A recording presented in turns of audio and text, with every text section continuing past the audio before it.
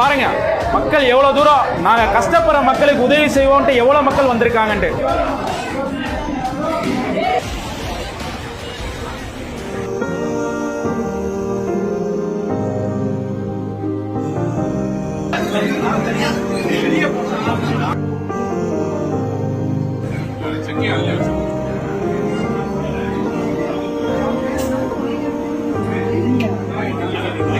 நல்லா வவுறார சாப்பிட்டு உங்களால முடிஞ்ச 10 ரூபாயோ 10,000மோ நம்ம வயநாடு உறவுகளுக்காக இலக்கடியில வச்சுட்டு போங்க. கை கோர்ப்போம், கை கொடுப்பதற்காக. தமிழன் என்று சொல்லடா, தலை நிமிர்ந்த நெல்லடா அப்படின்னு உலகமே மெச்சுற அளவுக்கு ஒரு வித்தியாசமான மொய் விருந்தை நடத்தி இருக்காரு தமிழ்நாட்டை சேர்ந்த ஹோட்டல் உரிமையாளர் ஒருத்தர். ஒரு விருந்து ஏற்பாடு மாதிரி இருக்கா?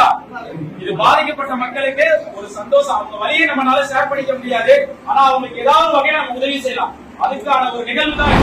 நான்வெஜ்ல 5 வகை, வெஜ்ல 5 வகை என மொத்தம் 10 வகையான உணவு பந்தியில. பந்தி முடிஞ்சதும் இலைக்கு அடியில மொய்ப்பனம். என்னங்க, கேட்கவே ரொம்ப ஆச்சரியமா இருக்குல்ல?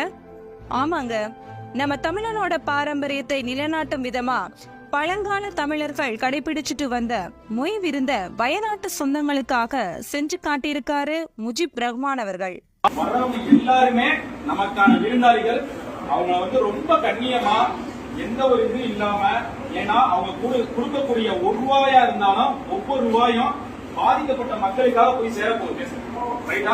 அதனால ரொம்ப கவனமா சிரிச்ச முகத்தோட அவங்களை ரொம்ப வரவேற்று ஒரு விருந்தாளியா அவங்க கண்ணியப்படுத்தி அனுப்புங்க. நாளைக்கு இப்ப போற நம்ம இந்த விதை மிக பெருசாகும்.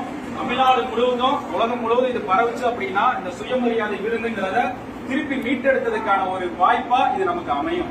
எல்லாம் சித்தர்லாம நல்லபடியா சக்சஸா பண்ணுவோம். நம்ம ஸ்டார்ட் பண்ணிடலாம். கேரளாவில் வயநாடு மக்களுக்காக நம்ம உதவி பண்ணுறதுக்காக அந்த மொய் விருந்து ஏற்பாடு பண்ணியிருக்காங்க. நம்மளால் முடிஞ்ச உதவிகளை சேர்ந்து செய்வோம். இது ஒரு ஆரம்பமாக இருக்குது. இந்த மாதிரி எல்லா இடத்துலையும் பண்ணுனா மித்தவங்களுக்கு பயனுள்ளதாக இருக்கும். வயநாடு மக்களுக்காக வைக்கிறாங்க. அட்டு மை வைக்க வந்திருக்கேன். ஓகே. திண்டுக்கல் மாநகரில் முஜிபு கேரளா மக்களுக்காக பாதிக்கப்பட்டதாக மிகப்பெரிய ஒரு மொய் விருந்து ஏற்பாடு பண்ணியிருக்காரு. ஒரு சந்தோஷமாக இருக்குது சார். நான் கேள்விப்பட்டிருக்கேன். இடத்துல பழைய இது ஹிஸ்டரி இதெல்லாம் கேள்விப்பட்டிருக்கேன். வீட்டிலே கஷ்டம்னா அவங்க மொய் விருந்து வைப்பாங்க, அதெல்லாம் கேள்விப்பட்டிருக்கேன். இதை பார்க்கும்போது ஒரு நியூ எக்ஸ்பீரியன்ஸாக இருக்குது. அங்கே போய் யாருக்கும் ஹெல்ப் பண்ண முடியாது நம்மளால். சரி, ஸோ நம்மளால் முடிஞ்சதை இவங்க மூலமாக ஹெல்ப் பண்ணலாமே. கூட்டமாக இருக்குது, வெயிட் பண்ணி சாப்பிட்டு மொய் வைக்க போகிறீங்களா? ஆமாங்க, நம்மளால் முடிஞ்சது ஒன்று. நம்ம வெளியே எவ்வளவோ சாப்பிட்றோம், எவ்வளோ பணம் கொடுக்குறோம். இருந்தாலும் இந்த ஒரு வயநாட்டை நடந்தக்கூடிய ஒரு பேரழிவுக்காண்டி இவங்க இப்படி ஒன்று பண்ணுறாங்க.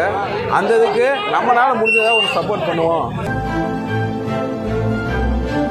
பாதிக்கப்பட்ட மக்களுக்கு ஏதாவது ஒரு உதவி செய்யணுங்கிறதா நம்ம தமிழுடைய பாரம்பரிய வழக்கமா இருக்கு. முன்காலத்துல பாத்தீங்க அப்படின்னா மொய் விருந்துன்னு நடத்தி அதை சாப்பிட்டதுக்கு அப்புறம் அவங்களால முடிஞ்ச தொகையை இலைக்கடியில வச்சுட்டு போவாங்க. அந்த பணத்தை எடுத்து ஒரு கஷ்டப்படுற மக்களுக்கு மீட்டெடுக்கிறதா அந்த மொய் விருந்தோட கான்செப்ட். இன்னைக்கு சமீபத்தில் வயநாட்டில் ஏற்பட்ட ஒரு பேரழிவில் அந்த மக்களுக்கு ஏதோ ஒரு வகையில் உதவி செய்யணும்ட்டு நாங்கள் நினைச்சோம். இந்த பழமையை நினைவுபடுத்தும் விதமாக மொய் விருந்த கான்செப்டை கையில் எடுத்தோம். இன்னைக்கு மக்கள் எல்லாம் ஒன்று திரண்டு ஒரு ஆயிரக்கணக்கான மக்கள் இன்னைக்கு நாங்கள் இருக்கோம், கை கோர்த்து கை கொடுப்போங்கிற கான்செப்ட்ல இன்னைக்கு எல்லா மக்களும் ஒன்று சேர்ந்திருக்காங்க. ரொம்ப மகிழ்ச்சியா இருக்கு. உறவுகளை இழந்து, உடைமைகளை இழந்து, நிலங்களை இழந்து பரிதவிச்சு நிற்கும் வயநாட்டு மக்களுக்காக பல இடங்கள்ல இருந்தும் பலராலும் நிறைய உதவிகள் போய் சேர்ந்துகிட்டு தான் இருக்கு. அதுல